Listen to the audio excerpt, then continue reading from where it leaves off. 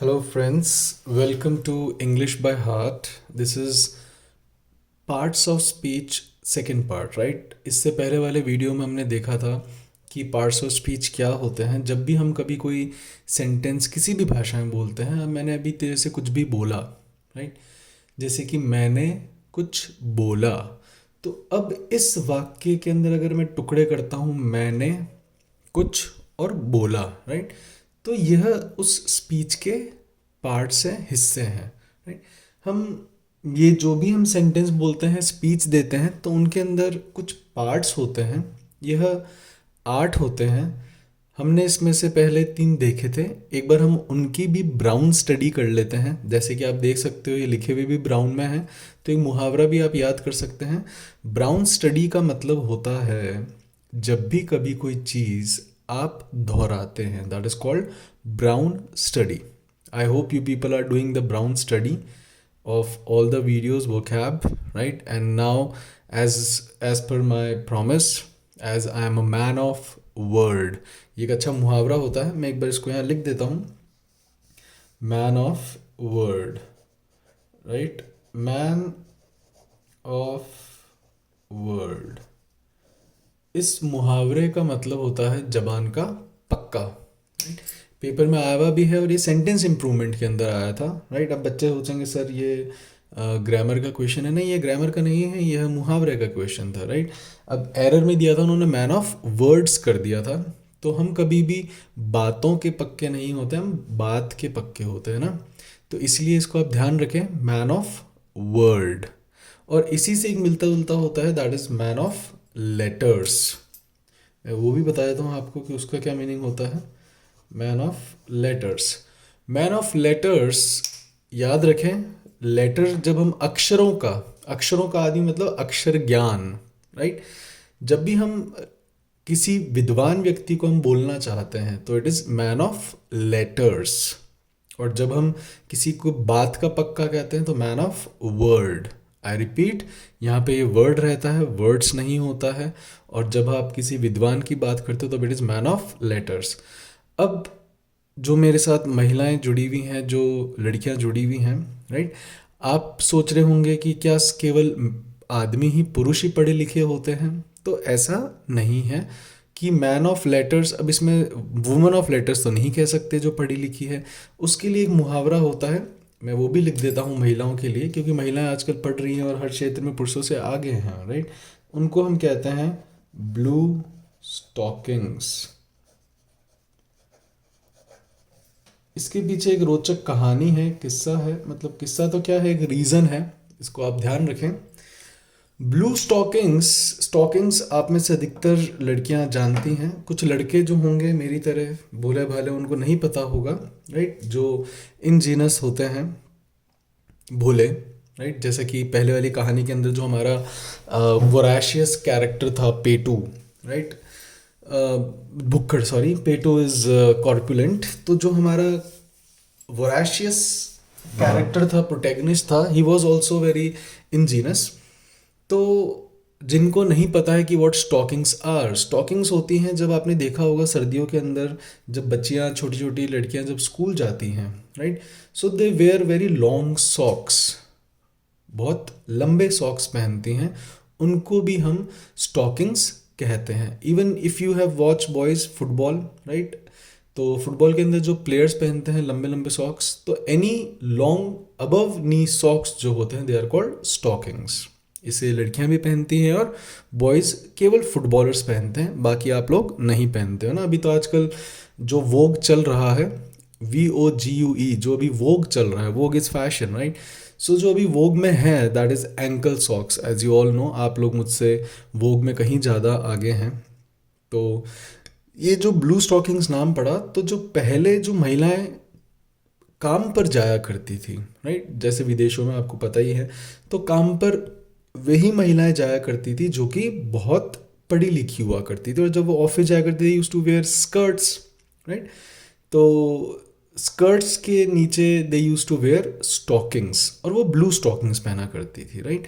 तो इसीलिए जो पढ़ी लिखी विद्वान महिलाएं होती हैं, उनको हम कहते हैं, जो विदुषी है उनको हम कहते हैं ब्लू स्टॉकिंग्स, और जो विदूषक होते हैं उनको हम कहते हैं मैन ऑफ लेटर्स, और जो अपनी बात का पक्का हो that is man of word, right.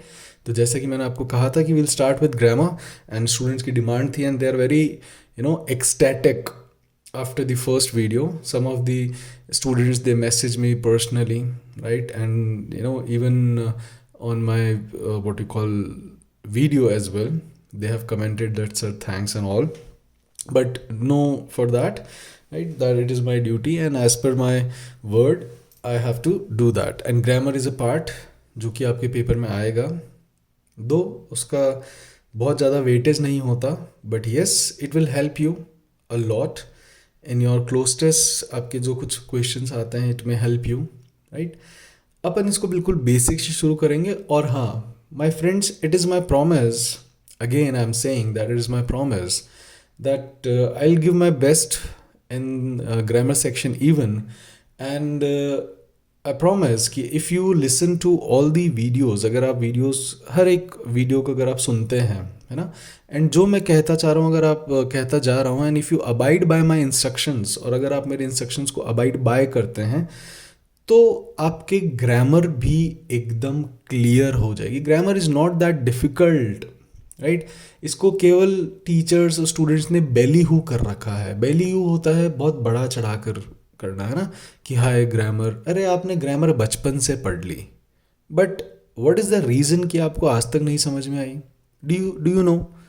Please do comment me, है ना, कि क्यों आपको 12 साल अपने एल्मा मैटर में पढ़ने के बाद भी आज तक ग्रामर नहीं समझ में आई? या you people are not good at your grammar. It's not in after good or bad, it is always at. So why you people are not still good at your grammar? What is the reason behind that? I do comment me. You may share your problems. Even I'll make some videos with the problem of students. I'll come up with that also. So let's start the today's topic, that is parts of speech. हमने देखा था कि noun हम उनको कहते हैं जो हमें क्या कौन का जवाब देते हैं, है ना, या तो क्या का या कौन का। फॉर एग्जाम्पल, तुम कौन सी कंट्री में रहते हो, तो हमारी कंट्री का जो नाम है दैट इज इंडिया, ये हम अपनी आंखों से देख सकते हैं, राइट। तो जो भी हमारी पांचों इंद्रियों से हमें क्या का जवाब देते हैं कि हमने क्या प्राप्त किया, वे सब कहलाते हैं नाउन। हमने उनका नाम रख दिया, राइट, हमने नाम ही तो रख रखा है। अब जैसे कि हरा कलर है, हम इसको ब्लू भी कह सकते थे, why we called it green, we just named it green, right. अब आपके सामने एक घर है, घर की एक आपके एक क्या कहते हैं दीवार है, हमने इसको दीवार कहा, हमने इसको छत नहीं कहा, ये हिंदी में रखा, इंग्लिश में भी हमने इसका नामकरण करा, राइट। जो जो चीज़ें हमारे सामने, जैसे भी आप अगर देख रहे हो तो आपके हाथ में एक यंत्र है, हमने इस यंत्र का एक नाम दे दिया, राइट, जिस पे आप देख रहे हो, ये आपका फ़ोन कहलाया, आप इससे सुन भी रहे हो, राइट। अब आप क्या सुन रहे हो? I hope this is not my lullaby, but yes you are listening to my what do call online videos. कैसे वीडियोज़? Online videos. यहाँ पे online is what do call adjective और वीडियो इज़ नाउन। कि आप क्या सुन रहे हो? आप वीडियो सुन रहे हो। कैसा वीडियो? Online video, right. तो जो भी आपके आँखों से, कानों से जो आपको सुनाई देता है, दैट इज़, आपने अपनी मम्मा की ललाबाई सुनी बचपन में, है ना, तो आपने वो सुनी, आप ललाबाई को देख नहीं सकते, तो आपने क्या सुना? आपने ललाबाई सुना। आपने अभी डांट भी सुनी, राइट। आपने यू हर्ड अ साउंड, आपने एक साउंड सुना, आपने एक वॉइस सुनी, you are listening to my voice. आप क्या सुन रहे हो? You are listening to my voice, right. So अब नाक से, आपको नाक से क्या प्राप्त होता है? You get the aroma, you get the smell, right. तो ऑल दीज कि आपको नाक से जो आप सूंघ पाते हो वो सभी क्या होते हैं? नाउन। जीभ, जो भी आप अपनी जीवा से प्राप्त करते हो, आप जीवा से क्या प्राप्त करते हो? आप टेस्ट प्राप्त करते हो, स्वाद, फ्लेवर, राइट। सो आपने अपनी जीवा से क्या प्राप्त करा? आपने जीवा से टेस्ट प्राप्त करा। सो टेस्ट इज अ नाउन। वो टेस्ट कैसा था वह एडजेक्टिव बनता है, बट आपने प्राप्त क्या करा? टेस्ट। आपने खाया क्या? आपने मान लो हलवा खाया, आपने मान लो what do you call samosa खाया, आपने रसगुल्ला खाया, आई होप अभी आपको देखते हुए वीडियो हंगर प्रैंक्स आ जाएं, अपन बात कर रहे हैं खाने पीने की। सो हंगर प्रैंक्स होते हैं जब आपको टीवी देखते हुए पढ़ते समय जो आपको बीच बीच में भूख लगती है ना, they are called hunger pranks. HUNGERNPRANGS, hunger pranks. So ये एक अच्छा वर्ड है, वन वर्ड सब्सटीट्यूशन है। तो आप keep on listening and just give your ears to me, I will give you a lot. So आपने अपनी जीवा से क्या प्राप्त करा, अपनी त्वचा से क्या प्राप्त करा, आपने अपने हृदय से क्या प्राप्त करा। आपको किसी का प्यार महसूस होता है, आपको क्या महसूस हुआ, यार मेरे को उसका प्यार महसूस हुआ है ना, आप इसमें अच्छे भी हैं। So love is also a noun. आपको आपकी त्वचा को अभी हीट महसूस हो रही होगी because this is summer, it's a name of what you call season. तो जो भी आपको अपने इन पांचों इंद्रियों से ना, भगवान ने हमें 5 इंद्रियां दी है, तो जो भी आपको इन इंद्रियों से क्या प्राप्त हुआ, जैसे ही बच्चा इस दुनिया में आता है वो सब चीज़ों को देखता है। यस, क्या है, कौन है, कोई भाई है, कोई बहन है, कोई मम्मी पापा दादा दादी, है ना, उसके सामने नई नई चीज़ें आती, गाय, उसको सब पता पड़ता जाता है ना। उसने कुछ सुना, इसको हमने गाना कहा, है ना, हमने इसको भजन कहा। तो अब आप आरती गाते हो, आप भजन गाते हो, साल्म गाते हो, तो हमने उसको एक नाम दिया है, राइट। सो जो भी आपको अपने इन पांचों सेंसेस से प्राप्त हुए कि वह क्या है, वे सभी नाउन कहलाए। I hope this is clear, no need to repeat. Pronoun वे शब्द हैं जो कि नाउन की जगह पर यूज होते हैं। अब आप जो भी नाउन है ना, every, country, so that is, अब none, somebody, somebody, I you we they he she it, ये सारे आप जो भी किसी संज्ञा के स्थान पर यूज कर लो, एटसेट्रा, है ना, आप संज्ञा के स्थान पर जो भी यूज कर लो, वे सभी क्या कहलाएंगे, वे सभी प्रो नाउन कहलाएंगे। मतलब नाउन की जगह पर, I am pro, pro player, pro Modi, anti Modi, किसी के फेवर में, राइट। ओके, तीसरा हमने देखा था एडजेक्टिव्स। एडजेक्टिव क्या होते हैं, ऐसे शब्द जो हमें संज्ञा या सर्वनाम की क्वालिटी बताए। जैसे India is what, India is a very big country. Bharat कैसा देश है, भारत एक विशाल देश है। दूसरा, आपने ललाबाई सुनी, अब ललाबाई कैसी थी, ललाबाई वॉज इयोफोनी, बहुत ही मधुर थी, राइट। अब अरोमा कैसा था, the aroma was good. Aroma कैसा था, the aroma is the smell, है ना, किसी चीज़ का जो खुशबू है, द अरोमा, वो कैसी थी, इट वॉज गुड। तो good is what, it's an adjective. अब आपने टेस्ट करा, मान लो फॉर एग्जांपल अभी आप लॉकडाउन के अंदर हैं, you must be cooking, girls ने, you might have improved your culinary skills and even boys too, right. तो आपने अपने कलिनरी आर्ट के अंदर आप अच्छे हुए होंगे। जिनको कलिनरी आर्ट नहीं समझ में आया है, kindly watch my previous videos, you will come to know lockdown for girls, right, that आप सभी ने अभी अपने कलिनरी आर्ट अच्छे करे हैं। किसी ने केक बनाया, एक तो मैंने अभी मीम भी पढ़ा था कि जब तक हर कोई अपने एक सेल्फी केक के साथ पोस्ट नहीं कर देता तब तक लॉकडाउन पूरा नहीं होता, है ना। I have seen that everybody is posting videos, photographs with self-caked, cooked cake. I hope you might have also cooked. Fine. Okay, so you have cooked cake, and how was the cake? It was savory. तो savory is what? Savory is an adjective कि वो कैसा था, right? ये poisonous word मैंने लिखा है और आप समझ रहे होंगे मैंने किसके लिए लिखा है। Love is poisonous.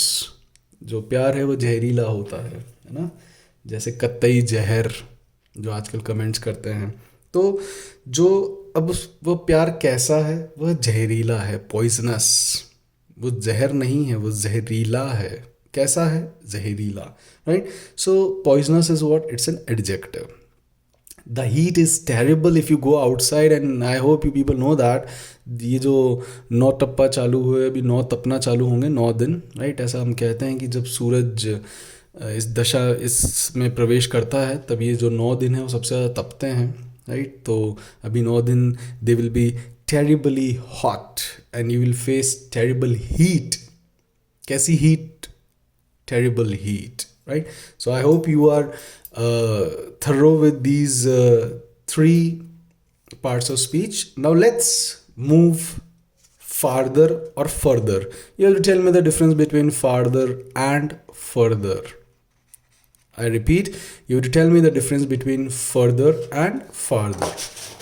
Okay, here comes with the most important topic students. अगर आपको ग्रामर में कुछ चीज़ अच्छी करनी है और आपको करनी चाहिए और आपको करनी पड़ेगी, क्योंकि in every paper as I told before, ये आपके हर एक पेपर के अंदर आता ही आता है. I repeat, in every paper where it is English, you will see a question on verb 100,000 lakh %, right? You will see a question on verb for sure. अब verb होती क्या है? मैंने यहाँ पे दो वर्ड लिखे हैं. इफ यू कैन सी, मैंने एक तो लिखा है क्रिया और एक लिखा है कर्म. First of all, you have to tell me the difference between क्रिया एंड कर्म. You have to tell me the difference between verb and action. You have to tell me the difference between verb and action, kriya and karm. And interestingly, जब आप इन दोनों को जोड़ दे तो it becomes kriya karm. Fine. So you have to tell me the difference between what is kriya and what is karm. Fine. Okay. मैंने लिखा है पहला point that no sentence without verb. Verb होती है. वर्ब आपको बता देता हूँ, ये आपके सारे जो क्रिया है, जितनी भी क्रियाएं हैं, राइट, आपका उठना, बैठना, दौड़ना, सुनना, लेटना, पीना, लिखना, बोलना, राइट, चिल्लाना, पकड़ना, फेंकना, मजे में लेना, है ना. सो दे ऑल आर वर्ब्स. जहाँ पे जिसके एंड में ना लगता है, जहाँ पे आपको लग रहा है कुछ एक्शन हुआ है ना. सो किसी भी भाषा में, I repeat, not in English, not in German, not in Sanskrit, not in Hindi, in any language there is no sentence without verb. जैसे कि आज तक जब से आप पैदा हुए हो, आज तक जब से आप पैदा हुए हो, तब से लेकर आज तक ऐसा कोई समय नहीं आया जब तक कि, मतलब जब आपने कोई क्रिया ना की हो. Just think for a second, क्या ऐसा कोई समय आया है आज तक जब आपने कोई क्रिया ना करी हो? I hope the answer is no. Same, there is no sentence in English where there is no verb. कई बार मैं क्लास में पूछ लेता हूँ स्टूडेंट से कि ओके सेंटेंस बताओ क्या वर्ब है. स्टूडेंट से, sir there is no verb in the sentence. ऐसा कभी नहीं हो सकता कि किसी भी सेंटेंस में वर्ब ना हो सकता है उस सेंटेंस में नाउन ना हो सकता है उस सेंटेंस में प्रोनाउन ना हो सकता है उस सेंटेंस के अंदर प्रेपोजिशन ना हो सकता है उसके अंदर एडवर्ब ना हो सकता है उसके अंदर कंजंक्शन ना हो, बट ऐसा कोई सेंटेंस नहीं होगा जिसके अंदर वर्ब ना हो. Fine. Next, work of verb. क्रिया का क्या काम होता है? जैसे कि आप जानते ही हैं, हिंदी में भी क्रिया क्या काम करती है. एक तो हमें बताती है सिंगुलर और प्लूरल का. जैसे कि राम स्कूल जाता है. Interestingly I also came up with Ram, right. In many books you see the examples with Ram only. So Ram school जाता है एंड बच्चे स्कूल जाते हैं. अब राम इज नॉट क्रिया, स्कूल इज नॉट क्रिया, राइट. बच्चे इज नॉट क्रिया, स्कूल इज नॉट क्रिया. अब क्रिया है जाना, और यहीं पे चेंज आया देखो सिंगुलर और प्लूरल से. एक तो जाता है और एक जाते हैं. खाते हैं, खाता है. उड़ते हैं, उड़ता है. उठता है, उठते हैं. तो ये सिंगुलर और प्लूरल हिंदी में भी आता है, और यही इंग्लिश में भी हमें पता पड़ता है कि कौन सिंगुलर है और कौन प्लूरल है. अपन बात करेंगे इनके डेप्थ में जब हम ये टॉपिक पढ़ेंगे, है ना. या फिर हमें जो क्रिया होती है वो हमें क्या दर्शाती है? Time, time, time, time, right. आपको मुझे बताना है कि टाइम होता क्या है basically. Don't give me the definition of science कि it is a 4th dimension, 3rd dimension, 5th dimension. I don't understand. Just tell me एक लेमन आदमी की भाषा में कि एक आपको एक गांव के या आपको एक शहर के एक अनपढ़ व्यक्ति को बताना है. I am an illiterate person and आपको मुझे समझाना है कि समय क्या होता है, व्हाट इज समय, राइट। तो क्रियाएं हमारी हमें समय भी बताती है, जैसे कि मैं स्कूल जाता हूँ, मैं स्कूल गया था, मैं स्कूल जाऊँगा, मैं स्कूल जा रहा हूँ, मैं स्कूल गया हूँ। मैं और स्कूल सेम है, सिर्फ जाता हूँ, गया था, जाऊँगा, जा रहा हूँ, केवल यही मुझे बता रहे हैं कि मैंने जो एक्शन किया है उसका समय क्या था, राइट। सो वर्ब के दो कार्य होते हैं, एक आपको ये समय बताती हैं, दूसरा यह आपको सिंगुलर या प्लूरल होने का आभास बताती है कि काम करने वाला जो है वह सिंगुलर है या प्लूरल है। Fine. Next, first verb we did when we were born. हमने कौन सी पहली क्रिया की जब हम पैदा हुए। Which was the first verb, आपने कौन सी क्रिया सबसे पहले की इस धरती पर आए जब। Fine, I repeat, kindly do comment so that जो बच्चे समझ रहे हैं और जो और जानना चाहते हैं, सो अपना एक कनेक्शन बन जाए। And if you answer me, there are some students they regularly answer me and I appreciate your endeavours, मैं आपके एंडेवर्स की प्रशंसा करता हूँ। And I pray that you come up, though I pray for everyone, जो नकटे हैं, नालायक हैं, मैं उनके लिए भी प्रे करता हूँ, बट यस, आप लोग लिए थोड़ी सी दो दो आयतें ज़्यादा पढ़ देता हूँ, राइट, दो आरती ज़्यादा गा देता हूँ, जो कमेंट्स करते हैं, अपने प्रयास कर रहे हैं उनके लिए, है ना, कि अगर आप करेंगे तो definitely you will come up with flying colours in your paper. So kindly take, do participate, it is for you not for me. Fine, okay. Adverb. What is adverb? This is very interesting, my friends. Adverb is क्रिया और विशेषण। अब आप इस word के अंदर ही देख लो, इसके अंदर एडजेक्टिव का एड है और वर्ब का वर्ब है। एडजेक्टिव होता है जो विशेषता बताए। अब देखो, आप पहले किसी चीज़ को जब देखते हो, है ना, जब आप पहली चीज़ से किसी से आपका संपर्क होता है तो आप उसके अपने पांचों सेंसेस से आकलन करते हो कि वो कैसा है। पहले वो दिखने में कैसा है, फिर वो सुनने में कैसा है, हाँ, टच वच आप, if you are lucky enough you get it later, but if not then it is okay, right. So आप चीज़ों को पहले देखते हो, करते हो कि वो कैसी हैं, फिर आप उनकी क्रियाओं का जज करते हो कि वह बोलता कैसे है। बोलना, अब बोलना इज़ अ क्रिया, वो बहुत ही मधुर बोलती है, हर वॉइस इज़ यूफोनी, है ना, उसकी आवाज़ जो है, या जो उसका, यस, आवाज़ इज नाउन, राइट। तो आपने नाउन की विशेषता बताई, बट अगर आप कहो she sings beautifully, she is beautiful but she sings beautifully, वह तो सुंदर है बट वह गाती सुंदरता से है ना। तो जब भी अगर आपको हिंदी में देखना है तब आप उससे पहले या उसके बाद में आप से लगाओगे, राइट, कि जोर से मत बोल। कैसे मत बोल, बोल जोर से। कैसे गाती है, सुंदरता से।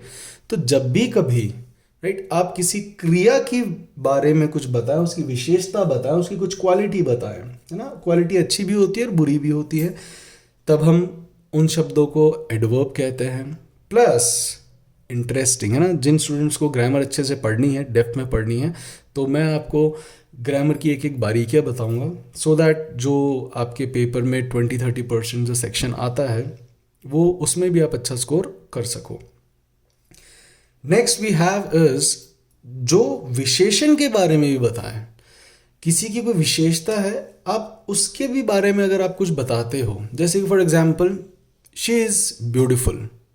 अब जो ब्यूटिफुल है यहाँ पर, that is for that pronoun, है ना, that she is beautiful. If I से तापसी पनु इज ब्यूटिफुल, आपको लगे अगर दिशा पाटनी इज ब्यूटिफुल, आपको लगे ऐश्वर्या इज ब्यूटिफुल, राइट। सो ये जो मैंने ब्यूटिफुल वर्ड लिया है, ये नाउन या प्रोनाउन के लिए आया है, right. But if I say that Katrina is very beautiful, अभी जो मैंने वेरी लगाया है ये किसके लिए आया, ब्यूटीफुल के लिए ही। तो जब आप किसी विशेषण की भी विशेषता बताते हो तब भी वह एडवर्ब कहलाते हैं।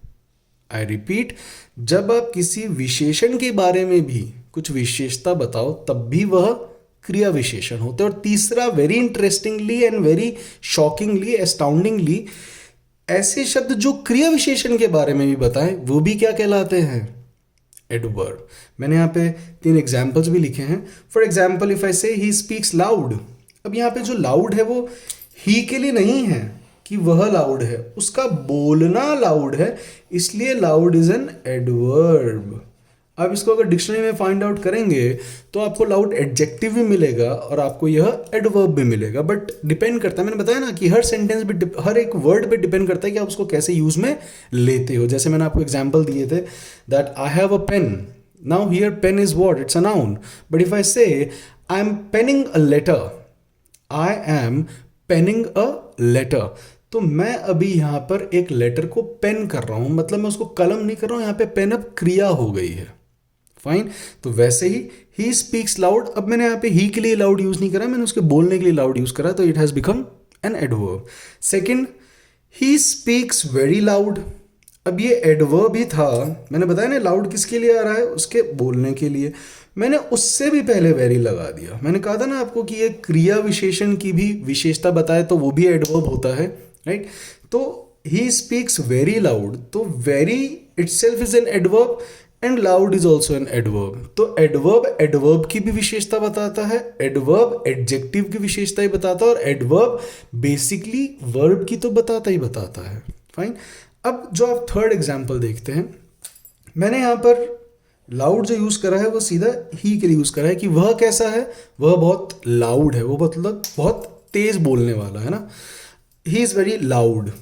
अब ये जो वेरी आया है यह इस लाउड के लिए आया है, और ये लाउड इसकी विशेषता बता रहा है, दैट इज ही की। तो जो प्रोनाउन की विशेषता बताते हैं दे आर एडजेक्टिव, राइट, और इस एडजेक्टिव के लिए मैंने वेरी यूज कर लिया, so it has become adverb. तो एडवर्ब 3 की विशेषता बताता है, एक वर्ब की, एक एडजेक्टिव की, और एक खुद एडवर्ब की। हम इनको और डेप्थ में पढ़ेंगे जब हम ये टॉपिक पढ़ेंगे, राइट।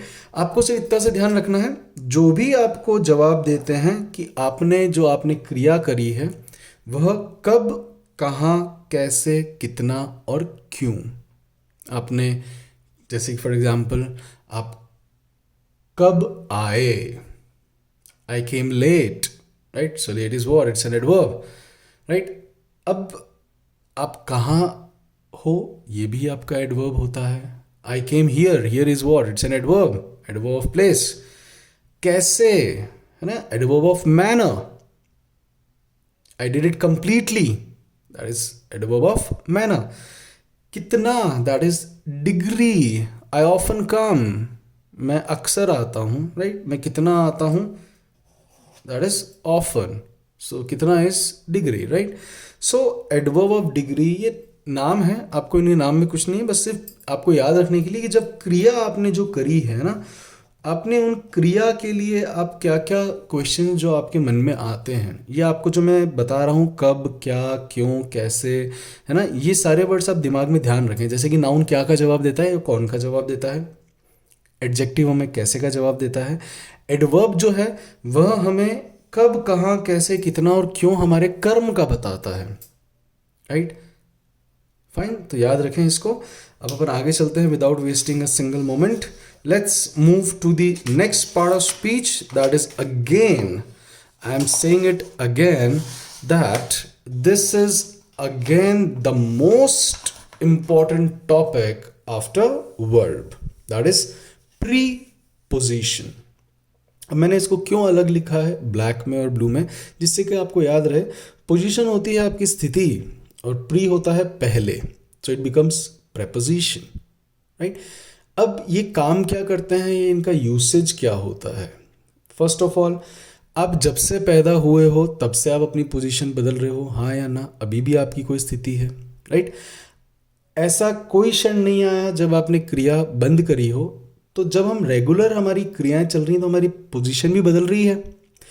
अब हमारी स्थिति बदल रही है, तो हमारी स्थिति 3 चीज़ों से डिपेंड करती है। एक, आप किस स्थान पर हो, दूसरा, आपकी वो जो स्थिति है उसके पीछे क्या उद्देश्य रहा, उसके पीछे क्या कारण रहे, कि अभी आप स्टूडेंट हो या अभी आप जॉब लग गए, बेरोजगार हो कि रोजगार, मतलब जिसके पास रोजगार है, या फिर आप अभी अमीर हो, गरीब हो, है ना, जो भी आपकी स्थिति है वो क्यों है, राइट? आप अभी किस स्थान पर हो? आप घर में हो, आप ऑफिस में हो, आप क्लास में हो, आप छत पर हो, या जो भी आपका भी स्थान है वो क्यों है? राइट? तो जो भी आपका स्थान है उससे पहले जो शब्द लग जाएंगे वो भी प्रेपोजिशन है। आपका स्थान वो क्यों है, किन कारणों से है, आपकी जो स्थिति अभी बनी हुई है वो किन कारणों से है, क्या उद्देश्य है उस स्थिति का, राइट? वो भी प्रेपोजिशन कहलाते हैं, जैसे कि फॉर और due to. I made it for you, मैंने बनाया, क्या कारण था, क्या उद्देश्य था, ये तुम्हारे लिए था, right? I came late due to rain. So जो मेरी स्थिति है अभी लेट आने की वो क्यों है, उसके पीछे क्या उद्देश्य रहा, राइट? सो उद्देश्य और कारण भी होते हैं। और तीसरा जो हमारी स्थिति होती है वो समय के अनुसार होती है ना। आपकी स्थिति आज से 10 साल पहले क्या स्थिति थी? जो स्टूडेंट्स जॉब लग जाते हैं, दे पोस्ट में with their new bikes, new cars, है ना, कि now they have become smarter. I repeat, they have become smarter, right? Earlier, like if you compare them to their earlier, and everybody, it is a part of life, and hope आप भी जल्दी से जल्दी groom करें अपनी life में। My blessings are always with you, right? So जो आपकी स्थिति समय के अनुसार है, आपके स्थान के अनुसार है, आपके किन कारणों से वो स्थिति बनी हुई है, तो हम प्रेपोजिशन उनसे पहले जो लगाते हैं ना, सो उन शब्दों का हम प्री पोजिशन लगाते हैं। फॉर एग्जाम्पल अभी आप सुन रहे हैं तो आप किस स्थान पर बैठ के सुन रहे हो? आप शायद अभी बिस्तर पर लेटे हुए हो, so you are laying on bed, fine. For example you are listening, अब आपका उद्देश्य क्या है इसको सुनने का? You are listening it for your improvement in English. आप कब से सुन रहे हो? सिंस आई स्टार्टेड, जब से मैंने शुरू करा है, तो ये समय था। तो जो भी पोजीशन बताते हैं शब्द, स्थान से पहले, कारणों से पहले, या फिर समय से पहले, फाइन। और हाँ, आई रिपीट, मैं बार बार कहता हूँ कि काइंडली डोंट लर्न कि देखिए अभी ऑन स्थान के लिए भी आता है, ऑन समय के लिए भी आता है। सिंस जो है वो कंजंक्शन भी है, सिंस आपके एडवर्ब भी है, सिंस आपके प्रेपोजिशन भी है।